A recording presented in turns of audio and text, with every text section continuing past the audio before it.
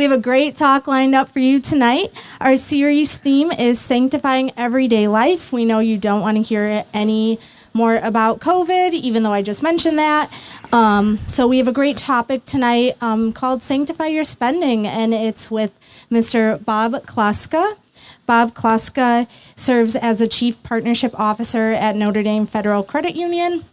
Previously, he worked for 20 years in Catholic education as a philosophy professor, campus minister, and administrator. Bob earned an accounting degree from the University of Notre Dame and a master's degree in philosophy from Franciscan University of Steubenville. A 3-time cancer survivor, he often writes and speaks on the topics of God, suffering, meaning, and happiness. Bob is married with 5 children and is a member of St. Matthew Cathedral. Please join me in welcoming Mr. Bob Kloska. Thank you.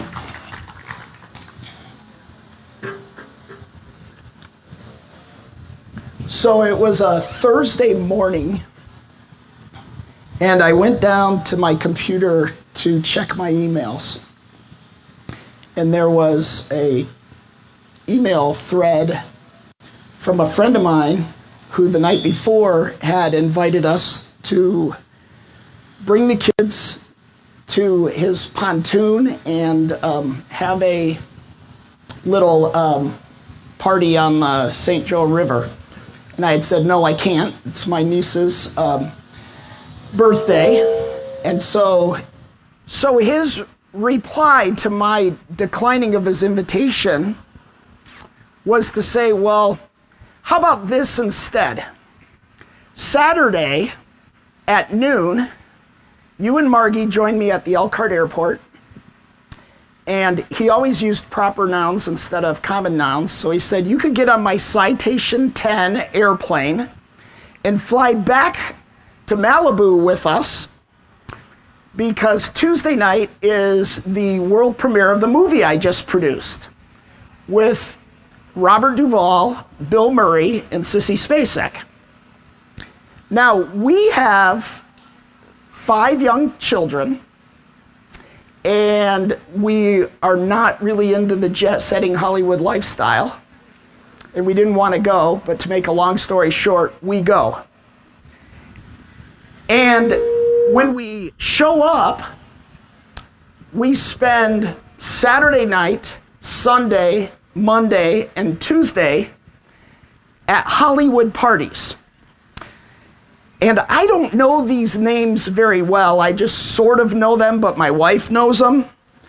But besides the stars of the movie, we were around a depressed dude named Nicolas Cage, a funny guy named Jimmy Kimmel, Pete Sampras, John Lovitz, Leo DiCaprio, and I know some of these guys are really famous and some not so famous. So we go, and it's lavish as lavish can be. The premiere was at the Academy of Motion Picture Art and Sciences. We literally had the paparazzi taking pictures of us as we got out of David's Rolls Royce. And I just felt like an idiot. I mean, I'm laughing at them for taking a picture of me because I'm like, they're just taking a picture in case I happen to be somebody, and I'm not. But we go through this whole thing, and we watch the movie, and then there's a reception afterwards, and everybody stays for like 40 minutes, and then the place empties out. So then we get back in his car, and we go back to Malibu, and it's just my wife, my friend, and me, and we're out on his balcony, and we're looking at the ocean, and there was this tremendous sense of disappointment. It was like, really? You go to a Hollywood premiere, and the paparazzi are out, and all these famous people, and by like 10:30 at night, you're back at your house and there's nothing to do, and we're like, should we order a pizza? Or like, what do we do? And then we're standing there, and David says, you know, I thought it would feel different, but it doesn't. That was a great insight to me that I will never forget. David ended up dying tragically a couple years later. And just before he did, he started to form friendships with people that he had grown up with in Elkhart. And I was one of a handful of friends. He died with a wealth of $220 million net worth. And there were maybe 24 people at his funeral. He really didn't have many friends, and a lot of the people that were at his funeral were people that had worked on the movie.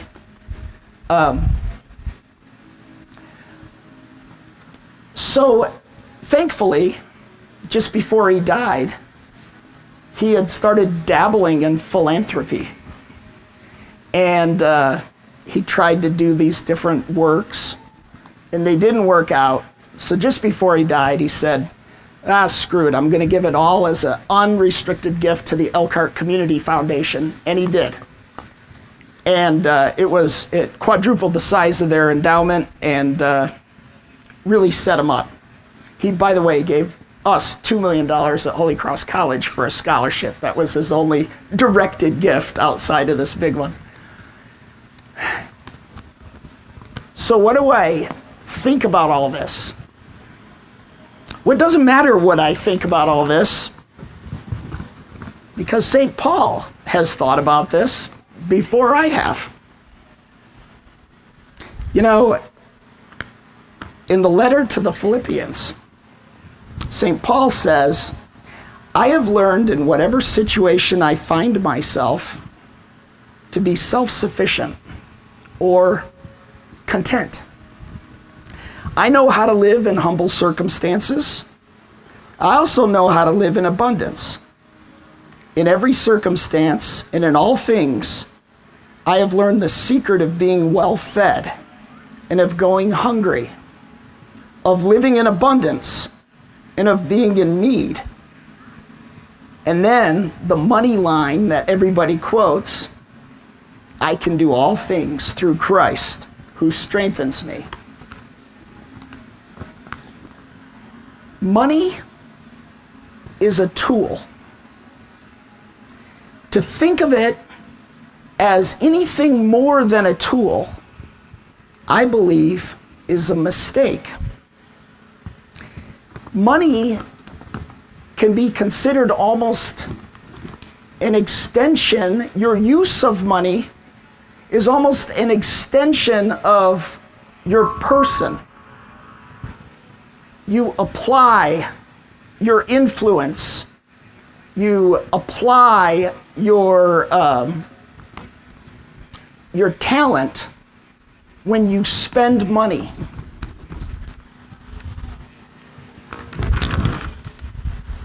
So then Paul says again, advice for rich people.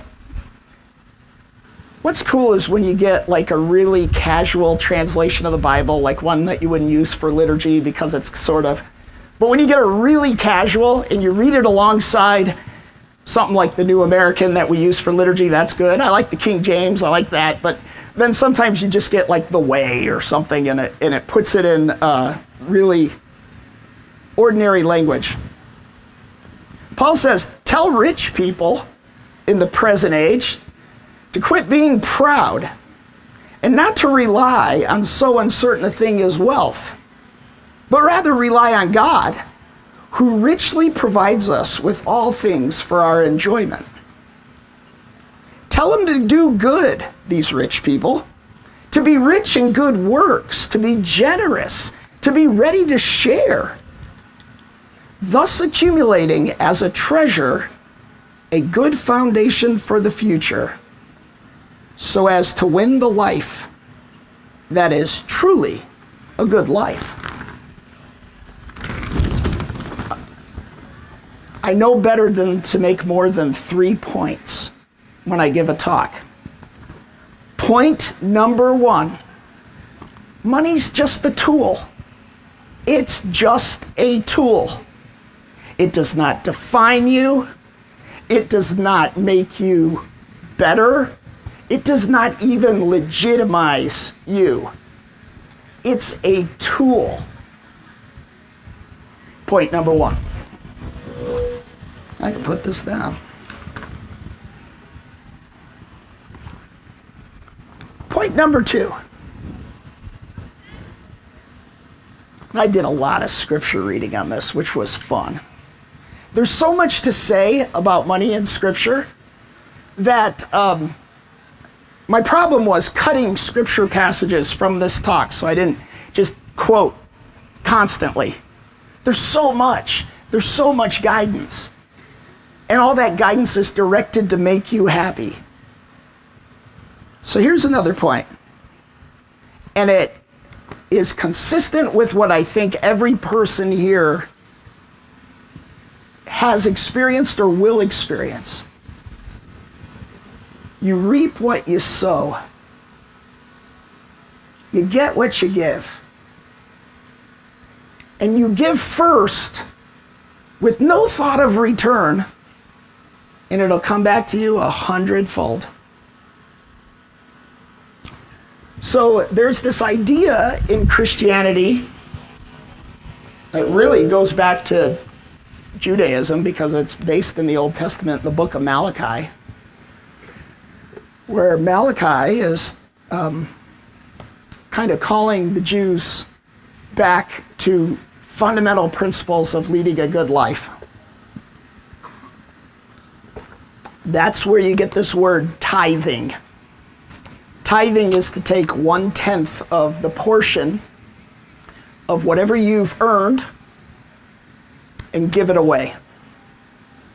And it's an offering to God, but it's applied to other people and other things because God has no use for money. So if you look at this biblical principle of tithing, which a lot of Catholics have heard of it, but we don't really preach it much. What does it do? Well, I'm here to give witness. 24 years ago, in June 29th, I married my wife. And we were poor.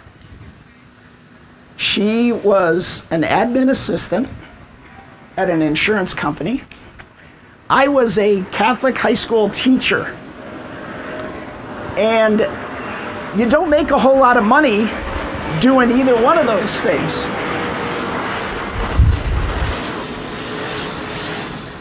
But one thing we did, as we did this crazy move where we left the security of Phoenix, Arizona, where we met, and we had a nice little secure life in Scottsdale.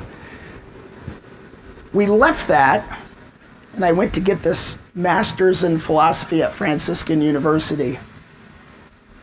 And of course, when we got there, she started having health problems. Then she got pregnant because we had been married 6 months. And I'm from a big family where that's what you do. And she was so morning sick, she couldn't work. She was bedridden for 3 to 4 months. And the plan was for her to work and for me to go as fast as I could through school. And let's just say we ran out of money and we got through, but I left before I got my degree and I had to finish my degree. I didn't finish my degree for 5 or 6 years later. But one thing we did from the beginning, we set up a second checking account, and whenever we got paid, we had an auto transfer of 10% of our money into the second checking account. And it is amazing how rich you feel when you set aside 10% and you say, only good works. This can only go to good works. This can only go to people that can't pay us back. This can only go to the church. This can only go to somebody in need. And all of a sudden you walk around and you think like, man, I got something to offer even though you're poor. You feel rich because you must give that money away. And if you don't, it just builds up and then you're like, oh, freaking out, like I gotta spend money. And we committed to that, and we've done that for 24 years. And in that 24 years, I would say, and I think people that know my family would validate this, we've had a good share of adversity in our marriage. Lots of illness, lots of troubles, lots of tragedies. And yet, this idea that you get what you give has been borne out in each one of those 24 years. In 24 years, we've never had a lot of money, but we've always had enough money. We've always used this tithing account to support the church and brothers and sisters in need and neighbors or whoever.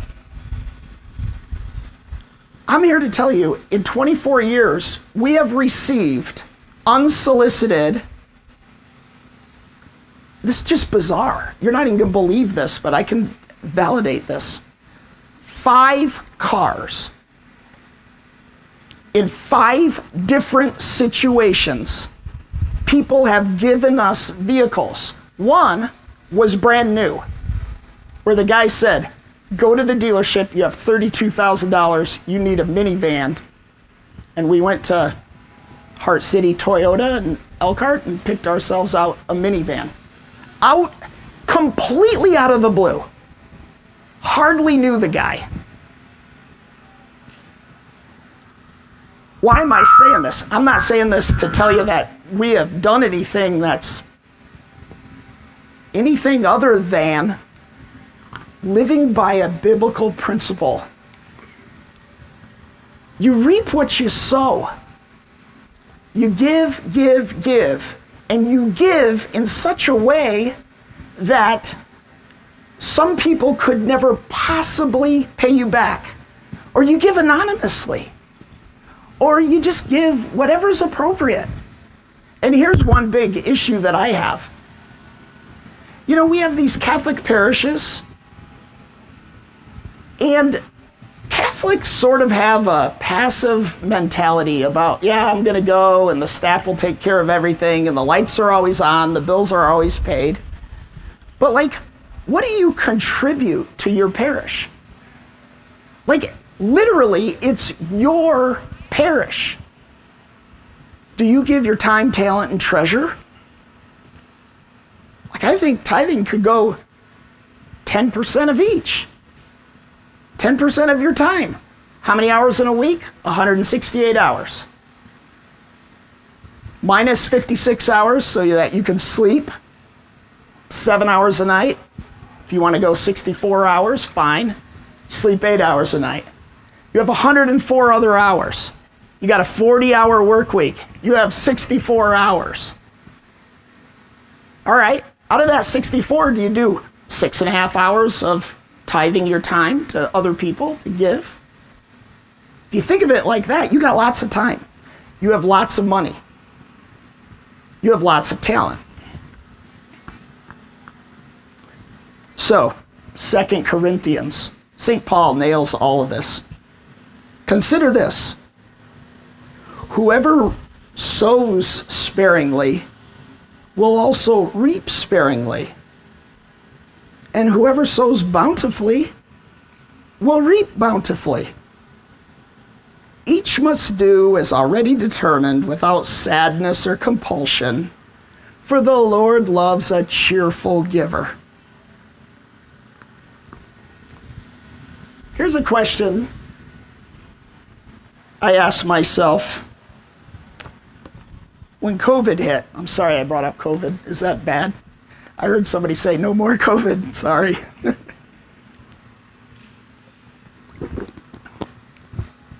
I personally have a way to connect with my kids. I am desperately trying to think of how to pass the faith to my kids effectively in the context of a culture that is at best indifferent and oftentimes hostile to the transmission of that faith. And I'll be honest with you, it's all I care about. It's all I care about is that my kids go to heaven and are happy forever. And, well, it's not all I care about. Then I go to my siblings, then I go to my friends, and I really just want as many people in heaven happy forever. That's really all I care about. So one of my tactics is bacon. And I found that on Saturday mornings, I could get my children to get out of bed to go to 7 a.m. Mass at St. Matt's if I bribed them with bacon afterwards. And it worked 5 out of 5. Nobody complains. I just say, and I'm looking at Patrick Ernst here because it all kind of started with your dad and you and me and Michael, that if you meet, you can, even if you're not into Mass, so the kids, maybe they don't quite behold the majesty of the mystery, they'll go for 20, 25 minutes, and then you go and have bacon and eggs. We would do Syrah's, and then it closed. Farmer's Market was a favorite. Jeannie's, across from Adams. Now we walk. And we walk to 8 o'clock Mass because it's Saturday and I can sleep in. And we walk to St. Joe, and they have Mass, adoration, confession. You get all that knocked out together, and then you walk down to the Yellow Cat. Anybody here been to the Yellow Cat? Yeah. In my backyard pub, I just put up the sign that said National Sarcasm Society, like we need your support. I saw it in the Yellow Cat, and we bought it, and we put it up in our pub. So you go to the Yellow Cat, and this is a way to transmit the faith. So I've become a regular at the Yellow Cat. And my server is named Michelle, because how dare I be a regular and not know the name of my server? And then I've kind of gotten to know the other people, and I can't remember everybody's name, but I have that note function in my iPhone, and I'm always like writing down names, trying to remember so that I can call them by name. I'm not good with names. So COVID hits, the place closes down, they say carry out only. Well, let's talk about tipping. Tipping, when you go out to eat, is generally something that you can do for somebody who can never pay you back.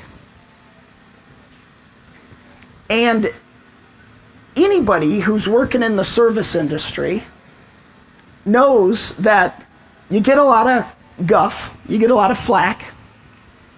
Some people are great, most people are great. But you get enough that it's hard, and you're basically a dedicated servant for an hour. And really, a tip could make somebody's day. It could help them in a profound way, like service workers, and I've been one, are among, the poorest, hardest working people around. And yet we calculate tips like, I do not want to exceed 15%, down to the penny. Are you kidding me? Is that what St. Paul says? I think St. Paul says, whoever sows sparingly will also reap sparingly. Whoever sows bountifully will also reap bountifully. So in my mind, I don't write a separate check or I don't pay differently, but in my mind, I take some of my tithing money and I overtip. Well, guess what? It's kind of fun because you become their favorite customer. But it's also fun because you're blessing them. But it's not just throwing money at them. It's dignifying by knowing their name. This is the power of money as a tool. So as COVID went, I couldn't go to eat at the Yellow Cat. And frankly, I wasn't interested in carry out from the Yellow Cat. But we still stopped by the Yellow Cat to tip our waitress every Saturday morning while the Yellow Cat was closed. All right, is that the kind of world you want to live in? If it is, then let's create it. That's the kind of world I want to live in. So, well, no skin off my back. I'm actually saving money by not going to the Yellow Cat during COVID. So I get a little better tip. It's a beautiful thing. Our Lord will never be outdone in generosity. And if you want anybody to ever be generous to you, how could you even think that thought unless first you've been generous to others? There's too many scripture passages, so I will leave it at that. But what would a talk about sanctifying spending be unless you bring up the classic line from St. Paul? So I'm going to use this one. For we brought nothing into the world, and we're not going to be able to take anything out of the world. If we have food and clothing, we ought to be content with that. Those who want to be rich are falling into a temptation and into a trap and into many foolish and harmful desires. This will plunge them into ruin and destruction. Now look, I mean, by some standards, I'm wealthy. Compare me to the world, and I'm probably in the top 5% of the world population. So I'm talking to myself. Also, for the love of money is the root of evils. And some people in their desire for it have strayed far from the faith and have pierced themselves with many pains. Can I go back to my friend David? God rest his soul. I really liked this guy. He meant well. He always bought quality. This is the producer of Get Low, this Hollywood movie. He ended up with 12 houses when he died that his estate had to sell off. Every one better than the next. He called us one day and said, I just bought a house because it has an indoor playground for your kids. Can we fly them out? Can we come out and do it? It's like February. We're like, David, we're not like freaking flying to Las Vegas where he bought this house and pulling our kids out of school to do this. But it was like a compulsive, some people are compulsive, like they therapy shop at Target or whatever. He would like go out in the morning, wake up, not be planning on buying a house, and then buy a house. It literally did this. And it was crazy. He always complained about the burden of being rich. I mean, he complained constantly. He said, if I'm buying quality, why does my stuff break like everything else? Like, I'm buying the nicest stuff. And because he bought the nicest stuff with the extended warranty and all of this stuff, he would get more angry when it didn't work. So we roll in and his Rolls wasn't working one day. He's like, well, what the hell do I buy a Rolls for if they don't even work? And it was seriously making him upset that all this stuff didn't work. It almost overwhelmed him. It was a full-time job to manage his assets in a way that it didn't need to be. Now look, this isn't God saying, no, you shouldn't have money because, I don't want you to be happy. This is what God is saying. Some people, in their desire for it, have strayed from the faith and have pierced themselves with many pains. So have you ever felt liberated from stuff? Have you ever decluttered and felt liberation from your clutter? Have you ever cast aside something that you thought you had really wanted and you end up feeling free? There's something awesome. I will tell you, one of the happiest memories of my life was being a broke and unemployed, failed seminarian with nowhere to go, all of my belongings in 2 suitcases or backpacks or whatever, duffel bags, riding in a Greyhound bus across the country with characters out of a Flannery O'Connor novel. And I had nowhere, I didn't even know, I was sleeping on couches and borrowed beds. I had no plan. I was humiliated. I was embarrassed. I'd flunked out of the seminary. I didn't have a job. I didn't want to go live in my parents' basement. And yet, when I was part of an insurrection on the Greyhound bus because our bus driver in the middle of New Mexico was massively drunk, and at a smoke break, we had to call the cops in the days before cell phones and have them pulled over, arrested, and then wait 6 hours for a replacement driver without the other passengers knowing, because they would have been pissed at us because they wanted to get where they were going. All right, some of those things, you can only experience that when you're poor. I mean, there's no way I would ever be in that situation. And those are great memories.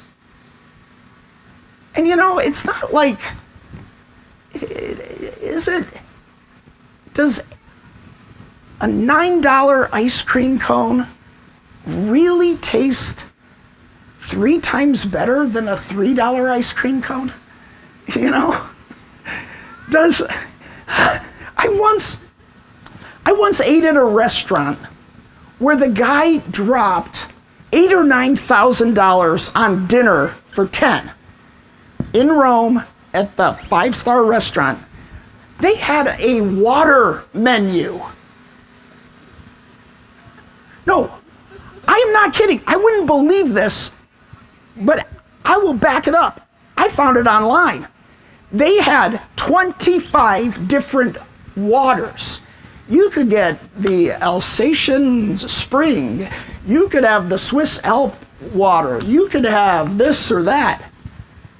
And, of course, they're all different prices, and you're paying for it. You're paying through the nose, and the wine bottles were, $800-900. Okay, was it fun? Was it a good dinner? Yes. Okay, no doubt. Seriously. Could I also have had almost as much fun at some roll up your sleeves trattoria, down on a side road in Rome?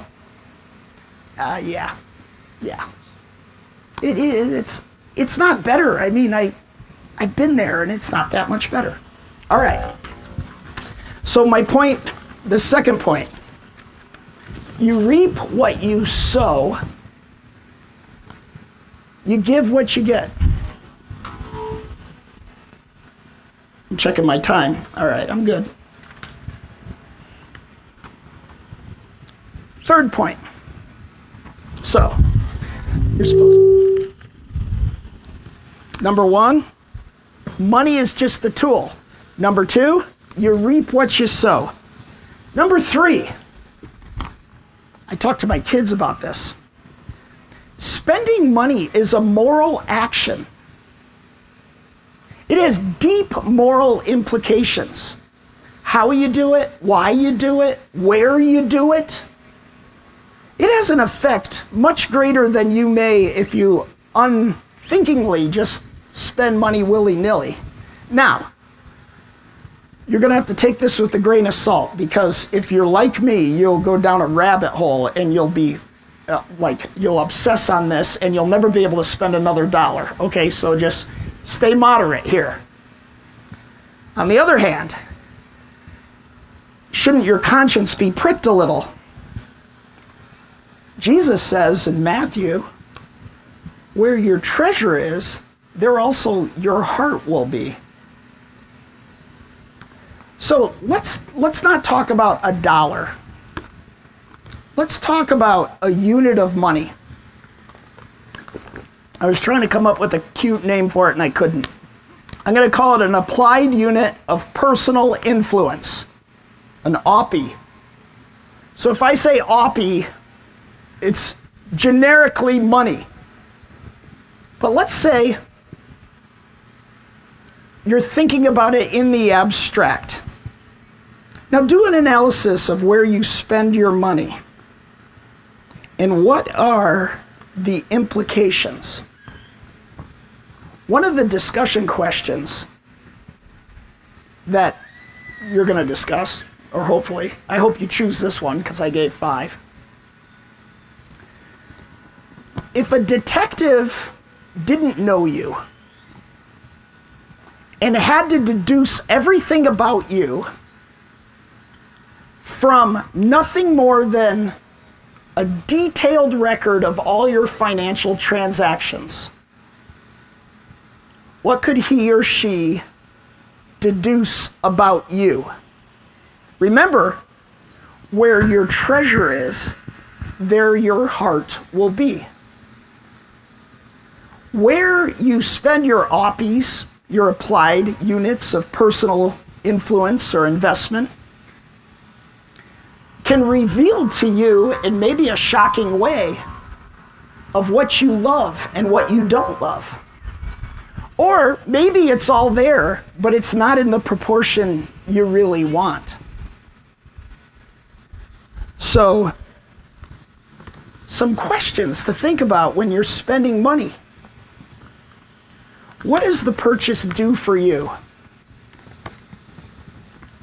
Is it a want or is it a need? What is a need? What is the opportunity cost? If you spend an OPI on this, you won't have it to spend here. People that spend, like, what is it on HGTV? There's the Hoarders show. Is that HGTV? I don't know. Okay. All of those things were bought. When I see that, it just makes me sad. And yet, I recognize a little bit of myself in it. Like, I'm a hoarder in some ways. I mean, my house doesn't look anything like that, but I'll, not give things up. Or, kids' artwork from every grade that they went through. I get sentimentally attached to it. How do I get rid of that and not hoard it? I don't know. I have to this sounds silly. When I'm trying to do it so that in my mind I'm not betraying I have a 22-year-old son, Michael. I'm not betraying my 8-year-old son, Michael, when I come across his artwork and I know I got to get rid of it, but I don't want to get rid of it. I kiss it and then I rip it up right away. And that way, the kiss is okay, I love you, Michael. And I get rid of it and I try to do that. But whatever you're spending on, what does that prevent you from spending on? Are there unintended consequences in your life? You your life changes. And I'm one of the only people old enough in this group to have seen a radical change in society since cell phones. I mean, at first cell phones were like to talk on, and now nobody talks on them. They're like your personal all-in-one info center, director of your life dashboard for everything. And I do it. But there are intended consequences, and then there are unintended consequences to almost every action. Whenever you spend $1 and you acquire something, you ought to think, okay, intended consequence, ice cream, good taste, smile. Unintended consequence, right here. I mean, that's the most simple thing. But there are other things. You know, if you want to exercise more, but you invest in a really nice car, then you always want to be in that car because you like it so much that you quit walking as much. And where places you used to walk, now you want to drive the car because it's so cool. It's an unintended consequence. It's not something you necessarily thought about. But that can be the case with anything, with any purchase. Here's the one that I have become acutely aware of and that haunts me. With this purchase, who are you enriching? Who are you enriching? Anything you buy, it's like, you buy something for $100, it's a $100 vote for whoever produced and sold that good and their ideology and their purposes and what they want to accomplish in the world. So who are you enriching? I mean, to put it in like the most simple, clear way, if there were two barber shops next to each other and you had to choose a barber, I'm sorry, I'm a guy, I go to a barber. Style shops, okay, a hairdresser. What do women call it? A style shop? A salon. Okay, all right. There's two next to each other. And one is owned and run by someone who you admire deeply, and one is owned and run by someone who you think is really up to no good, can't be trusted, or stands for things that you do not believe in. And let's say the one run by the person you admire charges $1 more per haircut. You know, do you just say, nope, I'm going to the cheap one because that's the free market? But if everybody does that, guess who accumulates the wealth and the power and whatever? We contribute to people accumulating wealth and power. We create our own lords over us.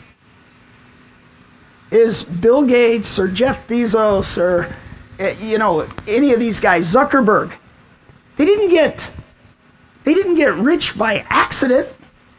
They are the people that, in a macro, influence world events. And we've done it by our consumer choices, for better or for worse. This is not a judgment on any of them. I'm just saying them because they're the richest people around. It's like voting. Spending money is like voting. Any one vote, you could say, any election, you could say, nah, my vote really won't matter. Nobody's going to lose by one vote. And yet, if everybody thinks that way, elections are changed. Spending money when it comes to who you enrich is exactly like voting. So it ought to be thought of. And then you think, Here's something that we don't think of very often. How does this affect workers?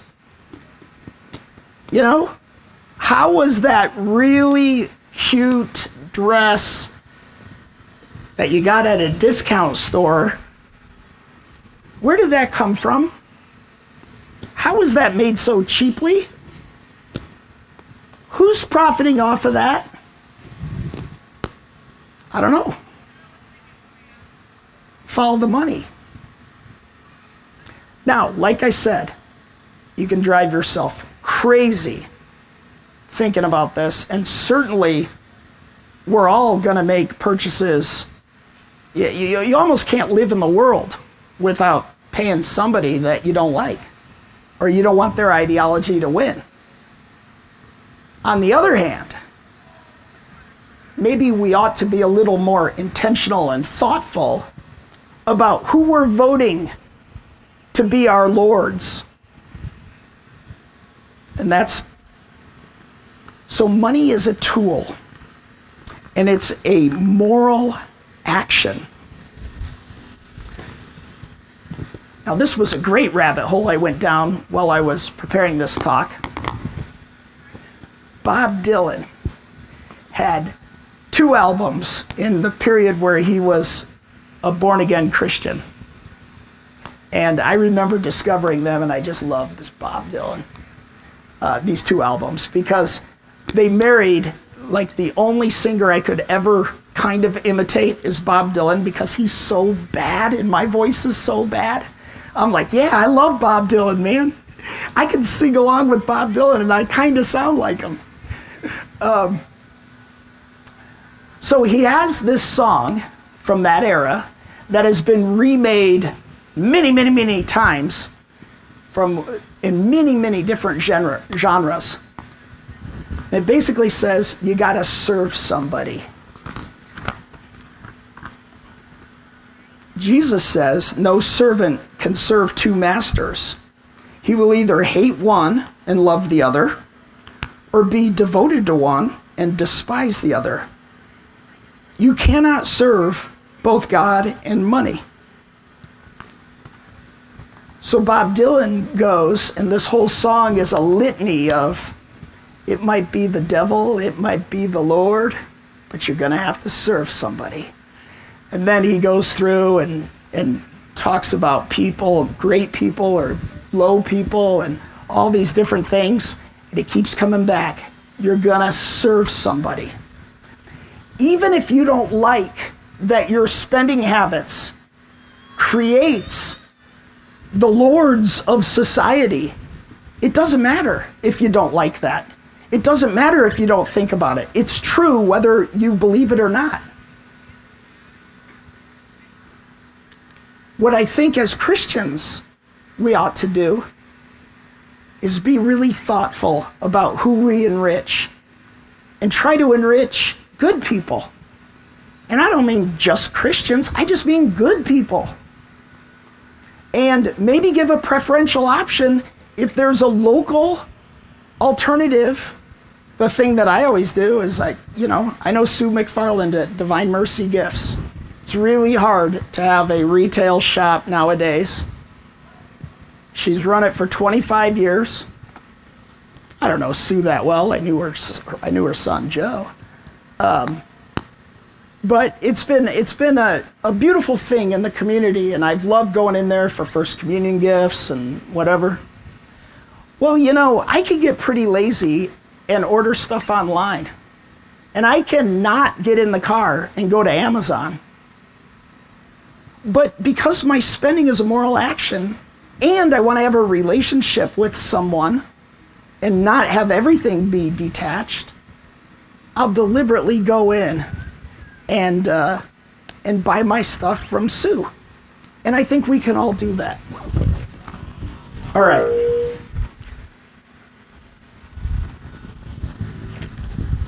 My 3 points. Money is just a tool. You reap what you sow, and the spending of money is a moral action.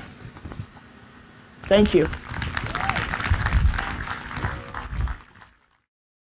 You spoke for a brief time about the difficulties of ethical consumption under capitalism. Yeah. Is it even possible? Like, probably half of what I'm wearing is from a third world country where the people don't get paid enough. And is our very economic system unchristian in that way? I don't know. I'm troubled by the same question. And I'm not going to BS you. I don't know. I'm haunted by it too. Not everything is bad. I mean, there's lots of good things, but when it comes to sweatshops and clothing and stuff, that's like an industry where it really hits home. I don't know. I'm sorry. It's not a good answer. I'm not a good speaker. All right.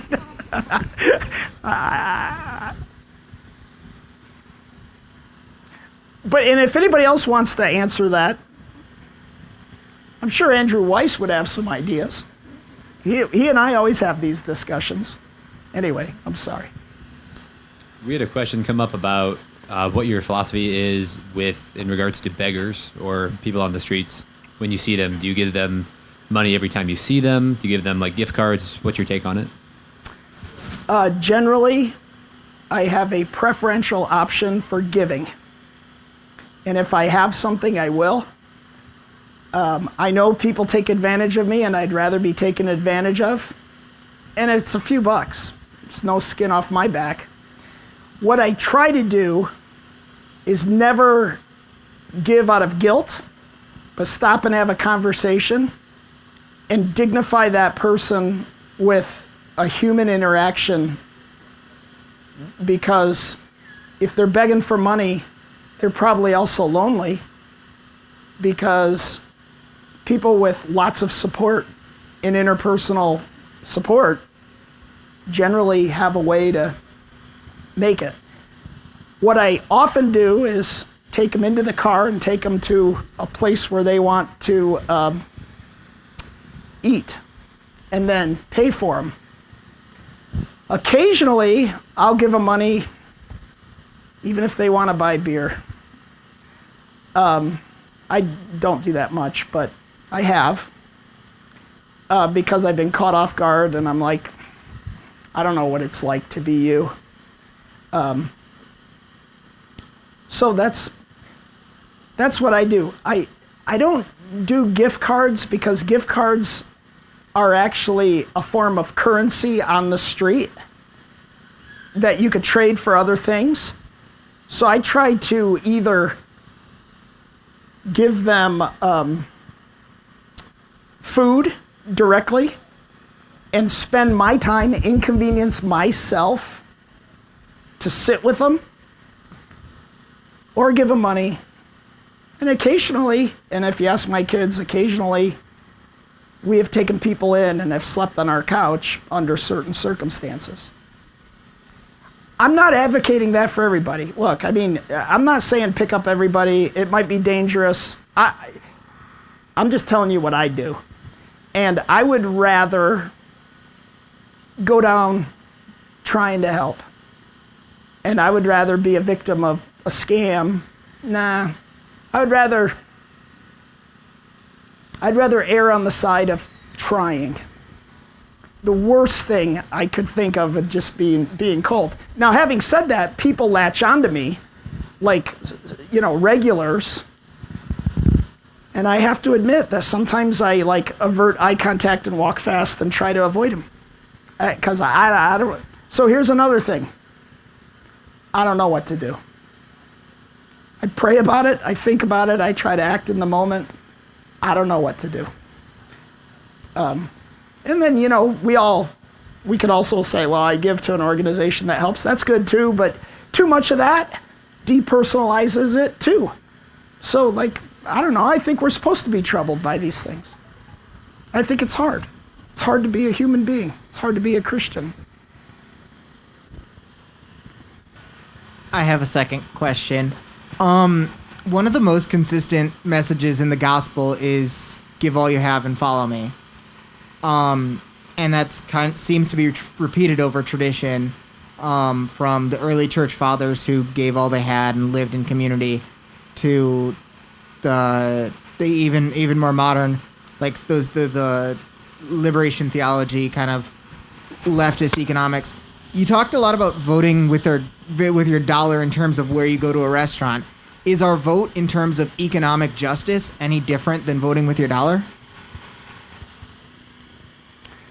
Keep talking because I don't quite understand your question.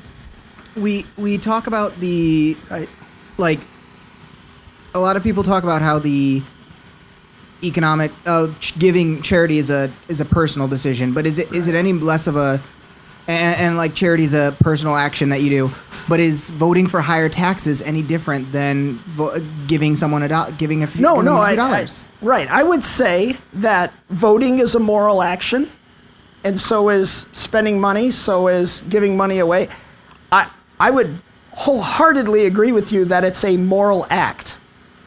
But it's a both and thing. It's not like, well, I'll just take care of that with my vote and I'm not going to worry about where I spend, or vice versa. So I think your insight is right. I have the same understanding that they're both moral actions. But then, it gets very complex about how to structure society, a just society.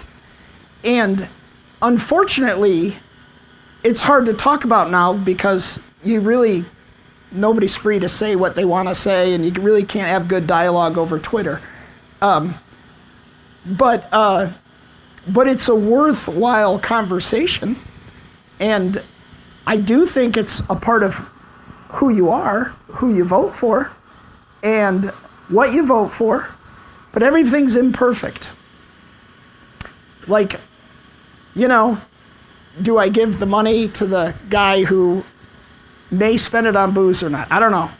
Or what if I give him $10, and what if he spends 7 wisely and 3 unwisely? All right. Well, what if I vote for somebody who 70% of their platform I agree with and 30% I don't? And how do I do that? It's just a mess. But that's being human, and we do our best. Tell me this will make me really happy. One person walk out of here and open another account for tithing. Just tell me you're going to do it. So one person. Yes, thank you. I love that. It's so awesome. I've got a question over here. Oh, okay. So a lot of the way that you frame the talk is in terms of being a consumer, in terms of voting with your money. But sometimes it seems like the paradigm of consumer assumes that, like, I'm the one that's in power. Mm-hmm. But what if, like, we live in a society where a lot of us have student debt, a lot of us don't have a choice of where, to a certain degree, of where we can purchase because all of the dominant options are corporations which are tied up with injustice. So it just seems to me that there's some, like, limitations to the model of, like, consumer and, like, voting choice. Like, how do we address those sort of systemic factors that make it so that we aren't even in a position of power to be able to even make some of these decisions, because they're being made for us? Yeah, well, I think that's tied to his thing of how you structure society. Although I would say, I think there are lots of things that you assume are decision made for you, like student debt. That, look, I incurred some debt, and that aren't necessarily a given, even though the world kind of says it is, but you don't necessarily have to participate. Now, you may, like, kind of become awake to this after you're already $40,000 in debt or something, and then you're like, well, I got to pay my debts. But, like, I agree with you that it only goes so far. And yet, I also would challenge you or anybody, or myself, to examine your fundamental assumptions of what is a need and what is a want, and what is good for you and good for the world, and what is not. So the classic thing, when I knew I was working at a good place at Notre Dame Credit Union, was we got this new retail officer, and he was doing a branch visit on Ireland Road, and a guy and his wife walked in, and they had one child, and she was like 8 months pregnant, and they said, we're here for a car loan. We need a minivan because we're having our second kid. So, you make money on car loans, so you want a car loan, okay? But JW, my colleague, was like, okay, look, we look at your finances. Yes, your income will support you to get a minivan. It's your choice. But I'm telling you, I have several children. You don't need a minivan with 2 kids. There's 2 seats in the back of your car. There's 2 car seats. He said, if I were you, I would pay down my debt and just live a little simpler, forego the minivan if you have a 3rd kid, then get the minivan. And you know what? He talked him right out of a loan. And then they had a 3rd kid, and they came back and got the minivan. We got the business anyway, right? But I mean, again, that's the kind of world. How are we going to change the world? I don't know. I'm not sure, this group is possible to change the entire world. But what we can do is change our little circle of influence, make our world a little more humane, a little more loving, a little more Christian. And that's not insignificant. So,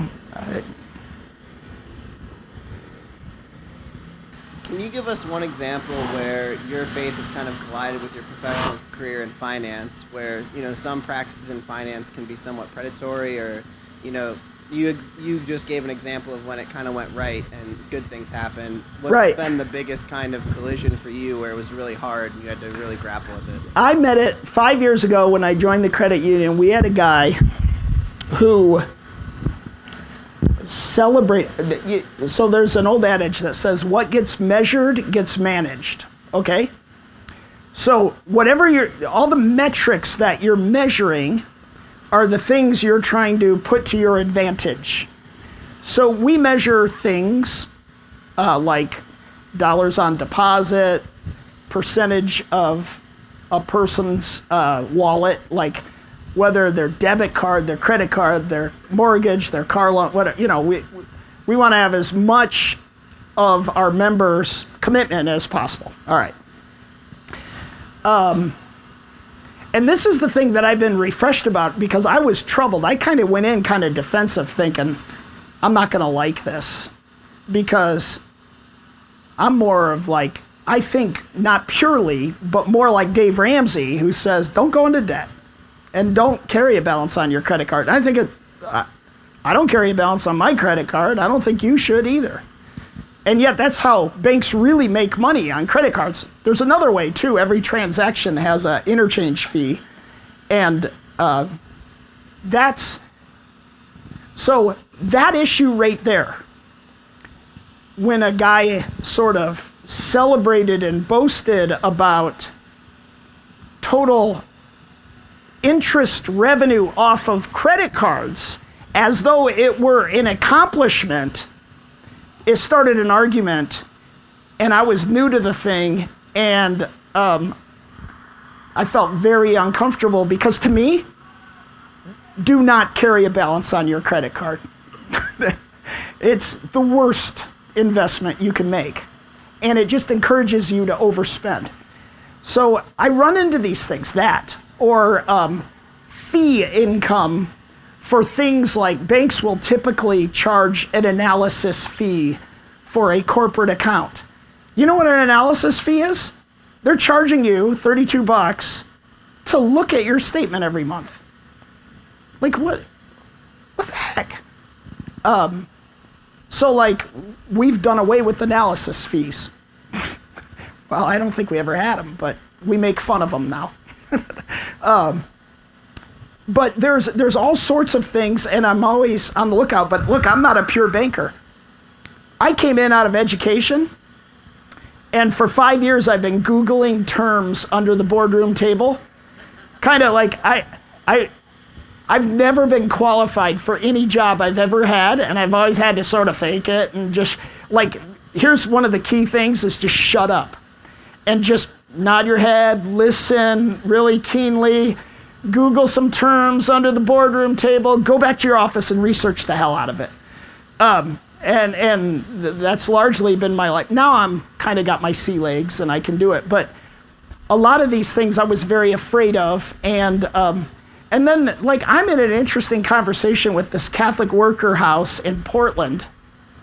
That what is usury and the traditional condemnation of usury? Well, what is it? The definition of usury and what is really meant by it is where the essence of that problem is. Is it any interest at all? Or is it an unjust interest? And was that prohibition against usury before a modern economy that had things like inflation, where $1 today is worth more than $1 in 1980? So you have to make adjustments to have the same thing. So it gets obviously beyond the scope of this conversation, but there are lots of issues like that I wouldn't say I'm afraid of them, but I'm sensitive to, and that's like one of them. Thanks. And thank you for appreciate it.